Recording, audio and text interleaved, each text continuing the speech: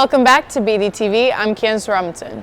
Monday will be Dr. Martin Luther King Day. This is a day we celebrate an important figure in all of our lives. But how would Dr. King feel about the current problems in our world today? One day, when the glory comes, it will be out. I have a dream. It will be That one day, out. Oh, this nation will rise up, when the war is live won, out the true meaning of its we will creed. be sure. We hold these truths to be self-evident, that all men are created equal. I think he'd be disappointed. In some areas, I think he would be pleasantly surprised and pleased where we see people of different colors and nationalities and sexual orientations walking together, loving each other. Well, Dr. King really, he gave his life to fight for equality, to help America realize the promises that America made. America is supposed to be a land where everyone's equal, everyone has freedom, and that hasn't been the case for all Americans. And he literally gave his life to try to make that happen. When you zoom out though and look at the big picture and see the tremendous poverty, the tremendous hate, the tremendous upheaval and divide on these things of race, religion, social class, I'm not sure if we had tremendous growth overall there, and I think he'd be pretty disappointed in where we are. War is not over. Victory isn't won. We'll fight on to the finish. Then when it's all done, we'll cry glory. Oh, glory. Reverend Martin Luther told us once he had a dream that there would be no black and white and we'd all be in between, that I wouldn't get discriminated, live in a state of constant fear. But sirens, shots, and mothers crying, that's all I seem to hear. Y'all marched for 2 seconds as if the end was near, but we keeping it going, the voices are still here. We marching for peace, but they rather take the lethal route. If you're black, then your life is worth the least amount. We in the desert and they about to pull the eagle out. Call me Moses, I'm just trying to lead my people out. We might as well accept the truth. It ain't never gonna be fair. Cause Martin Luther's dream is America's worst nightmare. But we got the power to clean a nation, make it shine. We got this power cause it trickled down family lines. King said we need to be equal, and that's for sure a fact. We made the pledge to march ahead and we cannot turn back. I have a dream that King's dream will come true. But in order for that to happen, it's got to start with me and you. One of the major difficulties we are dealing with today is COVID. Now to Hayden and Stephanie with some teacher perspectives on this pandemic. As COVID continues on in our lives, we think more and more how long it will continue to affect the world around us. We asked some teachers what they thought about COVID and how it has affected them. Here is what they had to say. Did you come across when COVID first happened? When COVID first happened, well, we shut down. So I was stuck at home with my husband and he had to work from home, which wasn't normal. And I had a lot more free time because school was so weird and kids didn't come to my classes and it was horrible. And then when we went back in person, we were hybrid. So then it was so many fewer students. In the second year of COVID, what were some of the things that started to feel normal to you? Some of the things that started feeling normal to me was just getting back to some of the everyday life things that we can do. Getting out into the public, going grocery shopping, just being able to change my oil, the basic things, just everyday life. It was the biggest struggle, but, I found those things very refreshing to get back to. Did you think back then COVID would still be a thing right now? I did not. I thought that we would be able to combat this pandemic quickly as we have several others in the past. As I think most of us would agree, we wouldn't think COVID would still be a thing right now. We just have to move on and stay safe in these times. Hayden Lamb, Bdtv. With COVID cases rising, who is to say what will happen this semester? While being seniors in high school and not really experiencing the full high school experience, our only hope before graduating is to at least experience the traditional second semester, including pep rallies, prom, and in-person graduation. But since numbers keep increasing, the likelihood of all those things is slowly but surely decreasing. I think a lot of things we didn't get to experience because of COVID and the old lockdown, and we didn't even get to experience second semester at 10th grade year. So I remember whenever there was a time where you really couldn't see your friends and stuff like that. for us, it was really stressful. Trying to study online, I just realized I just can't study on my own. So studying with friends, studying with teachers, that was like my thing. So It would suck because those are things that you kind of look forward to your senior year, and to not have those, it would basically be like you didn't really finish what you're supposed to do during high school. So, like, that would be taking everything away from us. Everything would walk away from us. This semester is up in the air. We may be in school one day, then the next we're virtual. So to help class of 22 at least have the best and traditional semester they deserve, wear your mask and take precaution. Devin Williams, Bdtv. I am Amanda Robinson, and I am a nurse at IU Health Physicians in Indianapolis, Indiana. How has COVID changed your daily work routine?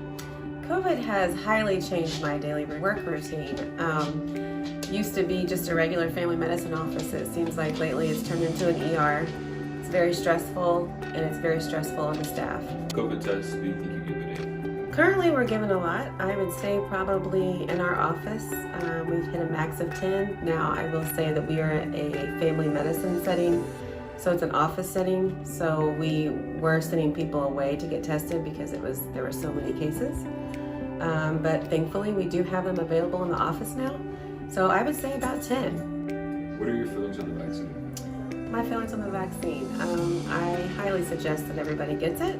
I think that it has made a huge impact, and things could be actually way worse than what they are right now.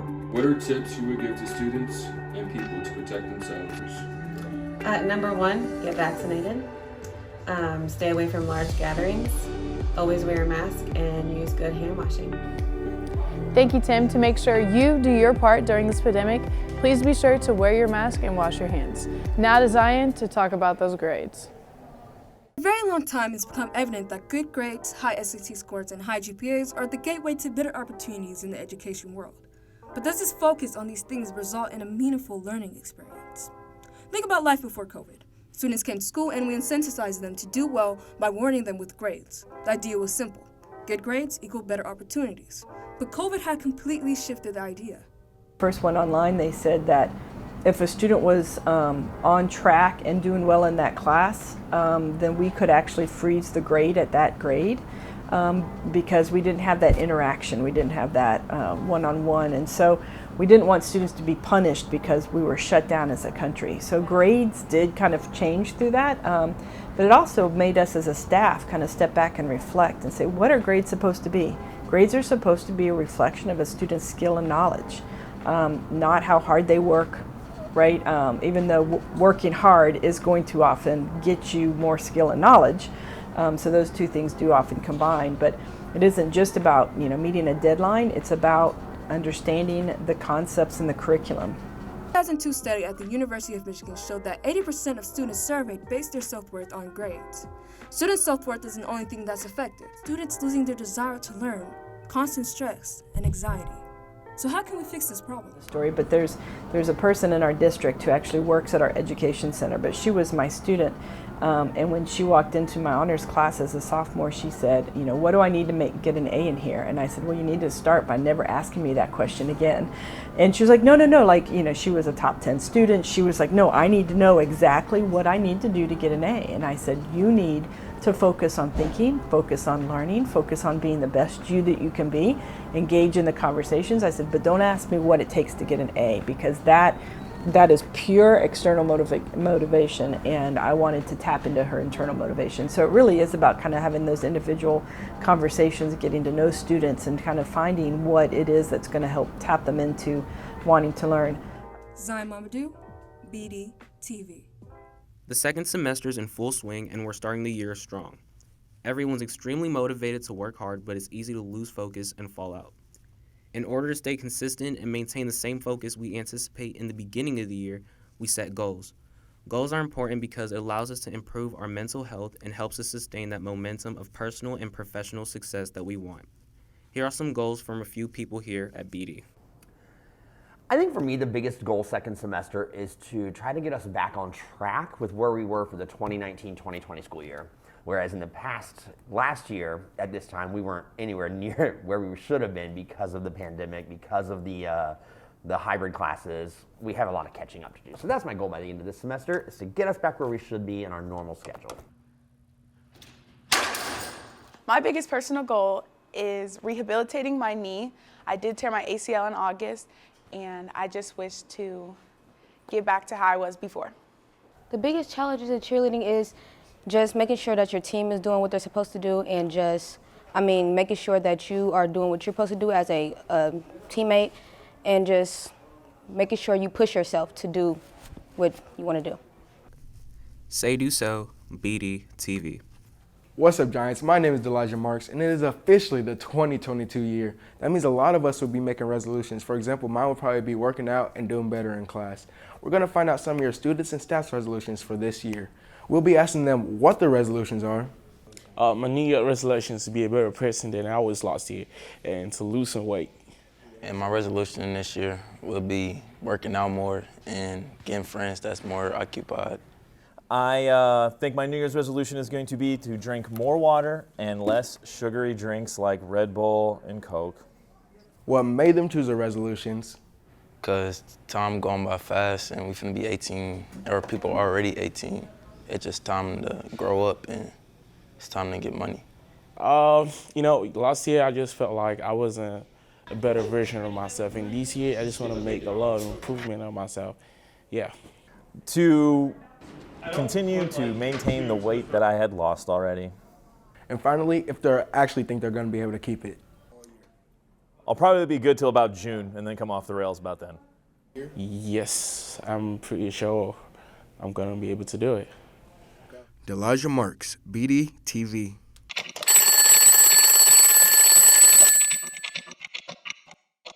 Oh, crap. It is very important to get to school on time. For the early students, they use door 17.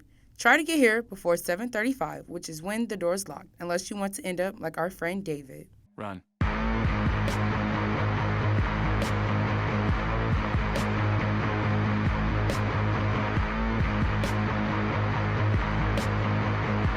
The closest available door to 17 is door 1, but you can also use door 2 or 3 until 8:30. After 8:30, you can only use door 1. No matter what door you use, you must only park in the student parking lot. Niera Sanders, Bdtv. Thank you, Niera. Now to sport updates. Your boys basketball team has been competing in the Marion County Tourney all week. They play Pike at Southport at 7:30 to continue that tourney. Let's find out about their week.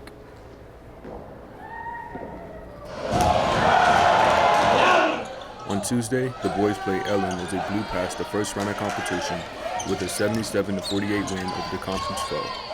And to add to their winning streak, the Giants not only plan on making an 11-win streak tonight, but also to advance the Marion County Championship, where they will play Saturday at Southport at 7.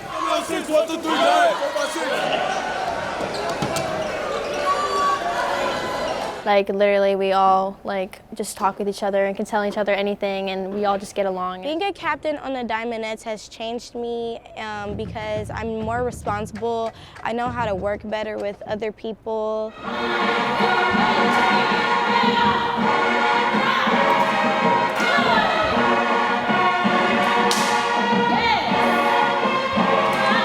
I plan on attending Ball State, chirp chirp, and I am trying out for their dance team, Code Red, and hopefully I make it, fingers crossed. Being on the Diamondettes team made me realize that I do have a family inside of school, and just being with the girls and going to games and going to events really helped me cherish my high school moments. Ladies, enjoy the rest of your season and finish the year strong. Kalini Valerio, Bdtv.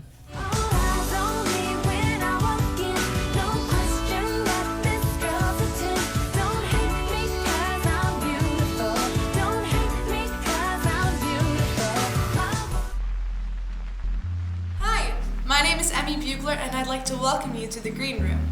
A green room is a room just behind a stage where performers and artists can start getting ready and focusing before they go on stage to perform. I wanted to create a place through our newscast to feature different kinds of artists, musicians, writers, and singers through Ben Davis and Area 31's Career Center. I wanted to have a place in our newscast for these creative minds to flourish, where I can showcase their work and interview them to find out their drive and their inspiration behind what they do. If you are a creative mind like that and you're interested in being showcased and featured, please send a DM to our Instagram page, which is bdtv, with your name, your school email, and the area you'd like to be featured in. I look forward to sitting down and talking to you and getting to know your motives and where you're headed. So just remember that the green room comes just before the stage. Emmy Bugler, Bdtv. Thank you, Emmy. Please be sure to contact Bdtv or Purple if you have some talents that you would like to share. Also, be sure to come out and support all BD athletics, and remember that girls basketball senior night is this Saturday at 1:30. This has been Candace Robinson. Thank you for tuning in, and remember, if it's about you and me, it's on Bdtv.